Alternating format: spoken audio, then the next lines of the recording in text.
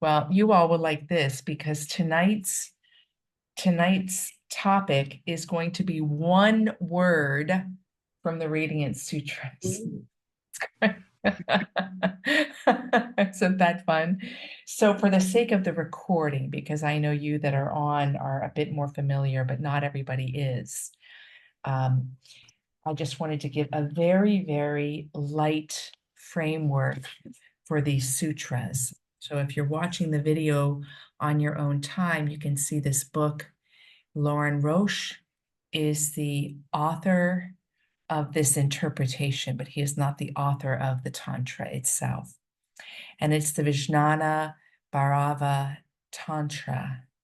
And in one of the translations of those words, he says that it is the terror and joy of realizing oneness with the soul, which I think is poignant for these sutras and what they're pointing to. And since they were passed on orally for so long, we really don't know when they came about. We do know that some of the ancient text was written down in 800 AD, and that's what Lauren meditated on for many years to produce what we have here. In these verses, there are 162 sutras, and it is basically framed as a conversation between lovers. Now, I want to approach that first, and then we'll get into the sutra that's going to lead to the one word.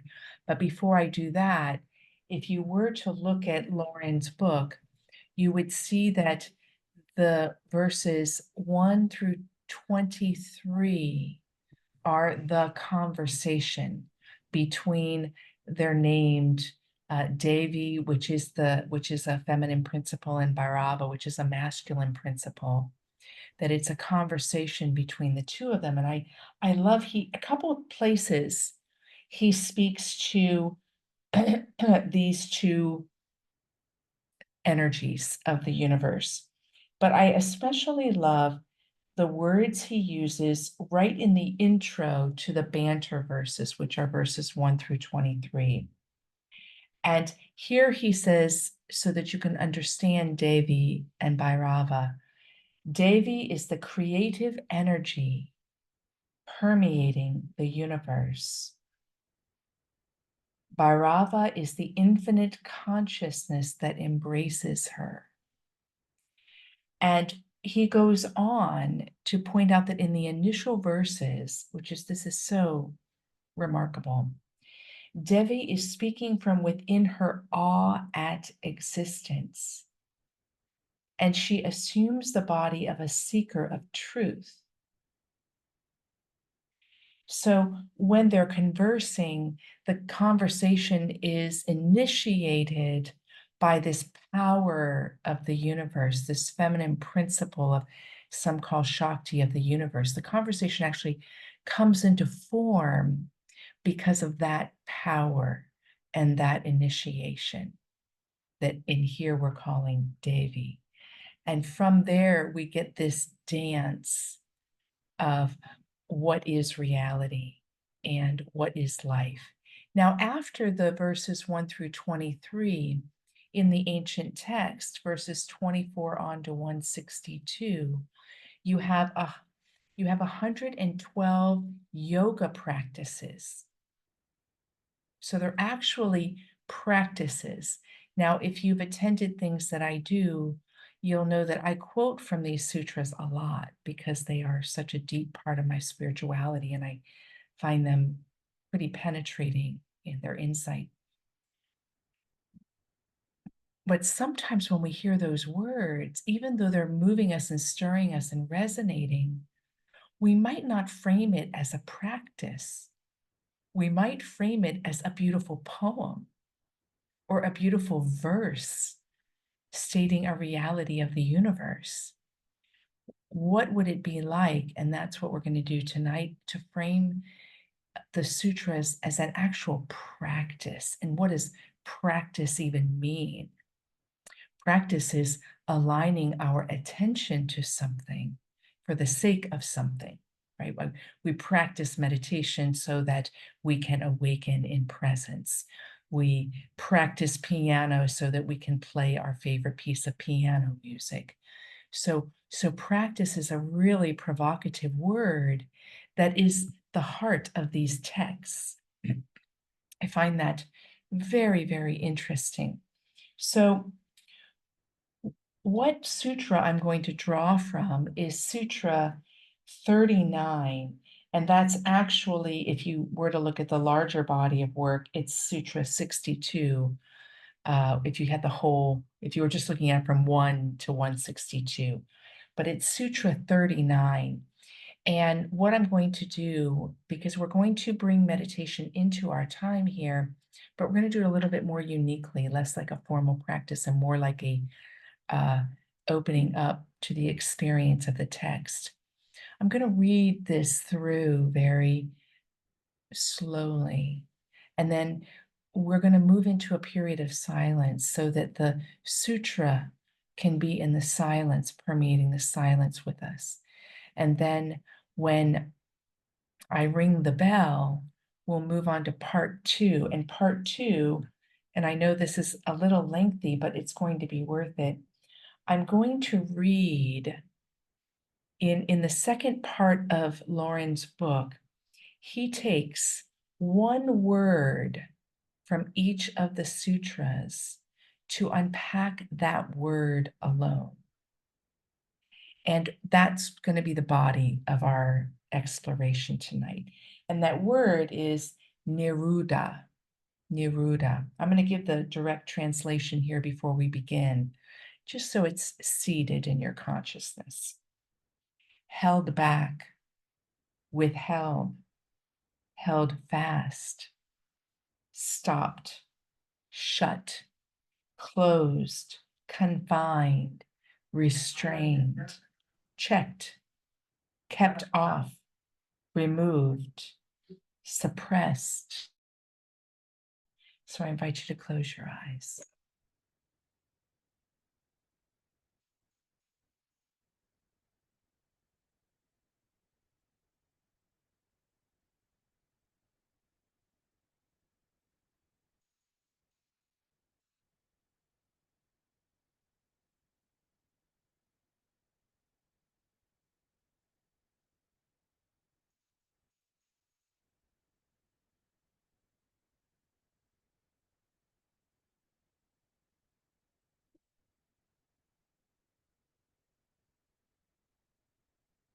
Cast aside the 10,000 things and love only one.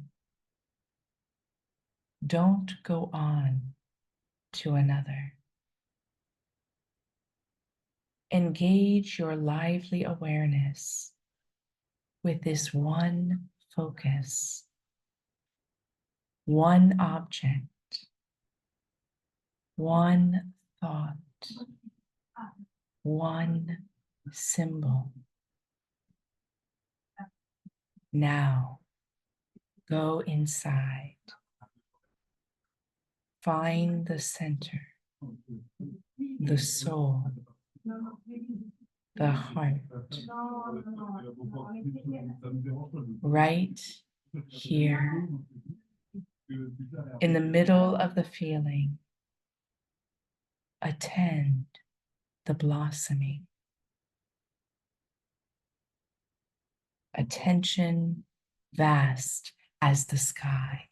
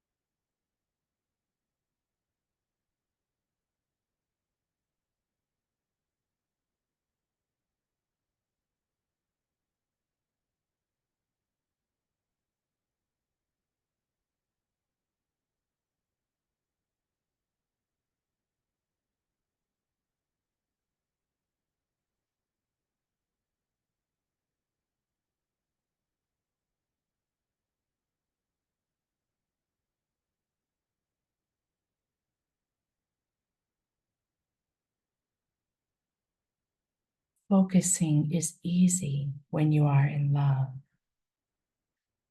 When we are devoted to someone, we focus on them naturally and close ourselves off, Nisruddha, to other affections. For this practice, select something you are so interested in that you can pay attention to it forever. Something you love so much, you are willing to give up everything else to be with it. Immerse in this love and witness the blossoming of deep meditation.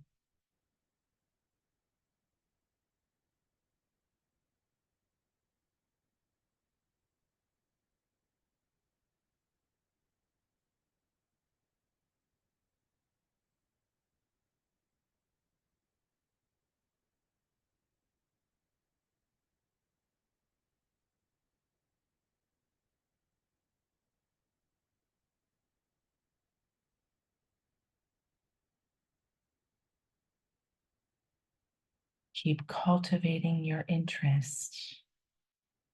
Become more and more intimate with this one thing.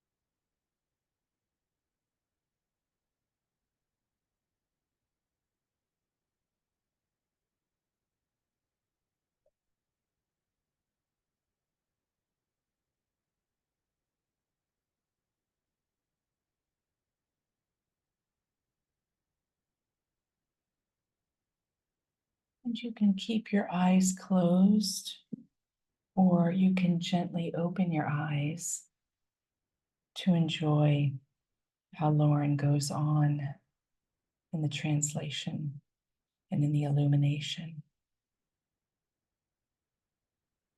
The next part goes into a commentary. It's so illuminating. A universe of skills is required if we are to stay in love. Nisruddha itself requires a light touch. Restraint easily becomes suppression, and suddenly love feels like bondage. Yet not having enough restraint can endanger your relationship. A great love may light you up so much that you feel you can love the whole human race. Love wants to spill over, gush. But you can't share your love physically with everyone because there isn't enough time or space. We have to explore and find the right kind of restraint for each moment, each day. This skill set is ever changing, applying the exact nuance of holding and freedom appropriate in each heartbeat. Nisruddha is saying, be loyal to your love. Keep on going deeper with this one baby, cat, dog, horse, woman, painting, music, or garden contains the essence of the cosmos. One of the great gifts of meditation, where meditation and love intersect, is that meditation is an act of paying attention. As our attention grows stronger and deeper, we become more capable of staying interested. This one point of focus becomes new and surprising in every moment. When we bond with another, it is as if invisible strings connecting us with them happen. Each string is a nerve connection, a living current of prana. Whenever we are working with strings, we are in the realm of Tantra, in its sense of weaving together the strings of life into a fabric. Cherish these connections. The sacred function of Nisruddha is not to block out the world, but to free you to attend to love.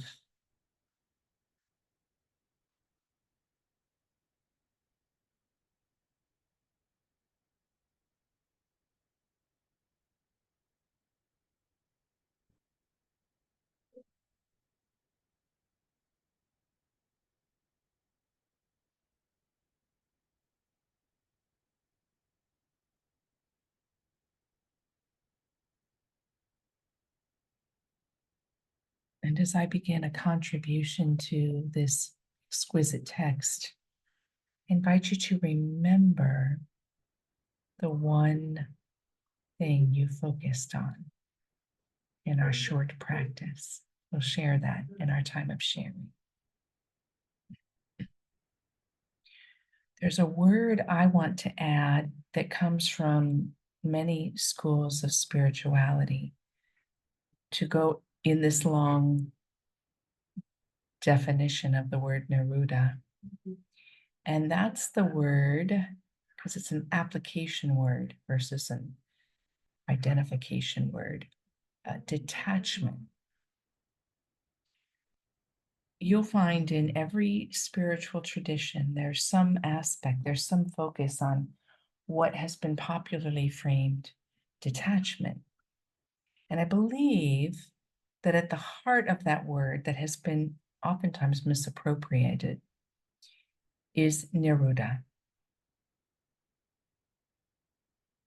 Detachment came about through many practices when individuals who were aspiring to union with the self or with God would need to understand how they work with their limited senses of self, their attachments, the propensity to grasp, the propensity to push away, the propensity to act from unconscious places within the self that are wounded, that aren't whole.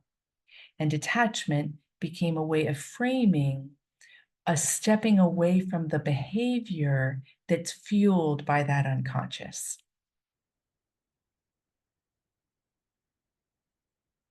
And yet, I think if you were to do an honest poll, especially of Westerns who have had something of a spiritual path, many of them might say that that word, that their impression of the word, whether it was a true mistruths communicated to them or whether they misunderstood it, that detachment created a sense of it's not okay to have desires, or I have to hold my every internal movement with great suspicion, or I must mortify myself. Mortification. The word mortification comes about in this whole inquiry around that comes from the word Neruda. Mortification. What is mortification? Dying to yourself. And what this word and Lauren's text, I believe, is calling us to do is to move away from the black and white way that every single individual has going on within themselves until they come to greater maturity. Because you've got side by side, you can't come to the fullness of life unless you die to yourself. And at the same time, your desires are holy. Now, if we were wanting to be on a very superficial level on that, that would seem like a contradiction.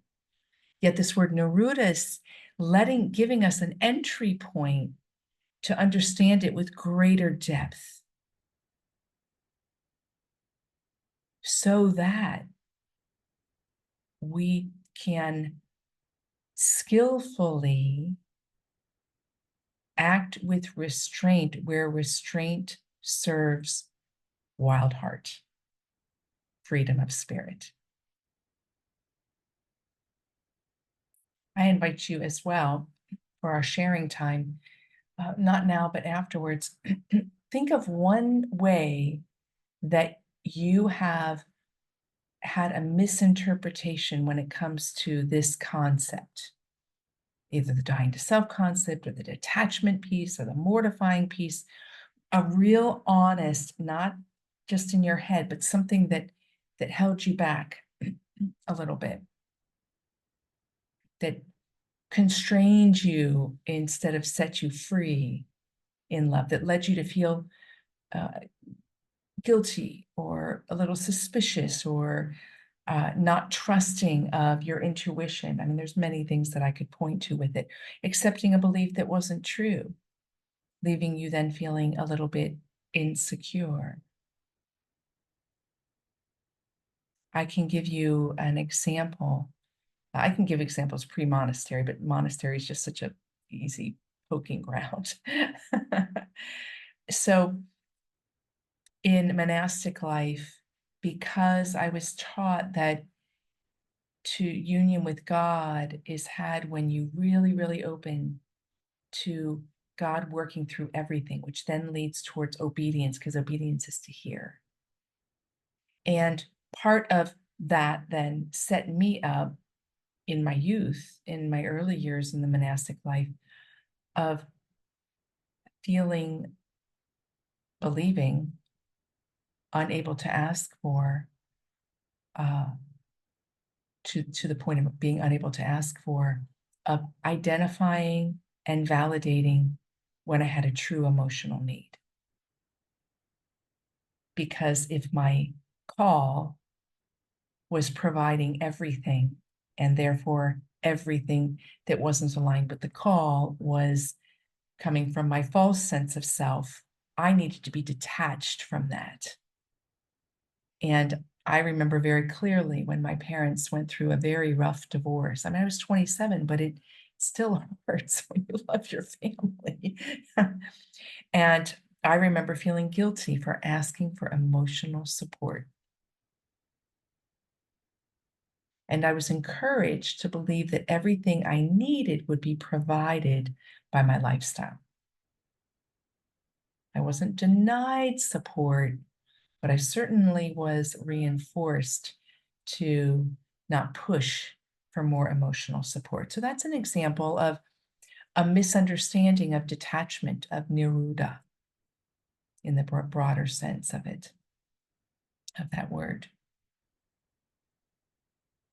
It can lead, like Lauren was pointing out here, is that if there's too much restraint, it can lead to suppression. And the suppression then can feel like we're trapped by love. And that our love, our connection for the sake of love, is actually putting us in bondage, not because of it, but because of what we bought into around the restraint part. You can see the delicacy there. And remember, he points out in this, it needs a light touch. Oh my word. Spirituality and in its practices have oftentimes, not intentionally, but through humans not quite knowing how to do it maturely, have led to incredible amount of self-judgment, which isn't a delicate touch. Somehow owning our ego, in this kind of off with her head kind of way, off with his head, is somehow a practice in Nisruddha that's liberating. And yet, is it delicate? Is it delicate? No. Because he points out that when we fall in love, there's a connectivity. He uses the word strands. There's a connectivity that's happening. And that connectivity is the tantra, is the weaving of the fabric of the relationship. And it's a nerve connection. He actually uses the word nerve connection. It's a nerve connection. And therefore, intending that, we're invited to that delicate touch and to be able and free to pivot each moment with the balancing of how much restraint, how much freedom. Nisruddha invites us into that, invites us directly into it. He says it takes a universe of skills that are ever changing, applying the principles of this balance. And we can allow then, he says this is where meditation and love intersect. We can allow that then to even bleed into our presencing process, whatever form of meditation that we do. It's that kind of attentiveness with singularity of focus and full on being in, and developing the skillfulness by what emerges in that relationship to understand where restrain, where freedom, where restrain, where freedom. Why? Because we're participating in what he says so eloquently, the living current of prana.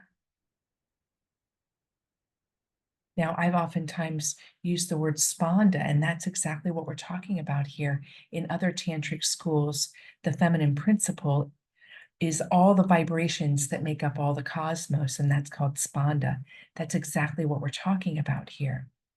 So as we awaken, and as we are fully given into this love, we are awakening into being the living current of prana, the vibrational essence, We had a practice in the monastery, and then I'll end the reflection with this so we can open up the chair, called custody of the senses. And that's popular in a lot of monastic traditions. It's not just Catholic and not just Carmelite. And custody of the senses was Nisruddha, was one of the Nisruddha practices.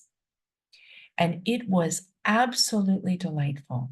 So you could look, custody of the senses is where you generally keep all your senses to yourself. You mind your own business. So when you do cast your eyes, you're casting them just to see God. You're not casting them with kind of the grasping curiosity of what's going on and how can I grab a hold of it. You didn't move your arms about in every quarter way. You kept your arms kind of, tucked under your tunic as a way of embodying this internal recollection. And I found now with my practice of it, I can see the weak side of that. But with my practice of it, it opened up all my other senses. It moved me away from my physical eyes feeding me reality to the inner eye perceiving reality, and opened me to the state that every sister was in, the state of affairs. I began to know when things were happening all around the monastery. I knew when people died. I knew when people were getting ill. Because not just custody of the senses, but that contributed to it, because for me, it was the right amount of restraint to open up to the greater freedom of the field of knowing. This is an example, right? Now, that practice was kind of a law, is taking it a bit out of the dynamic discernment, because our Nisruddha, our restraint, has to be individual. Our restraint needs to be individual. The choice needs to always be free. I believe that every single tradition that we might claim that is a spiritual path, every tradition gives evidence of the essential part of the path being the middle road. The middle road. And I believe that where we err is in the human application of making something extreme or making it black and white. Our delusions fuel aberrations motivated by the fear. But we are called to be pioneers to this delicacy of touch. If we look to a tradition to be it for us so we can just be part of the current, we are going to be disappointed over and over and over again. We will meet individuals that we can resonate with the current, but I have yet to find a community that embodies it 100%. And that's another delusion, that we contribute to the mechanism of dysfunction that continues in our spiritual traditions. Nisruddha, that juicy, juicy word. And in the sutra, Nisruddha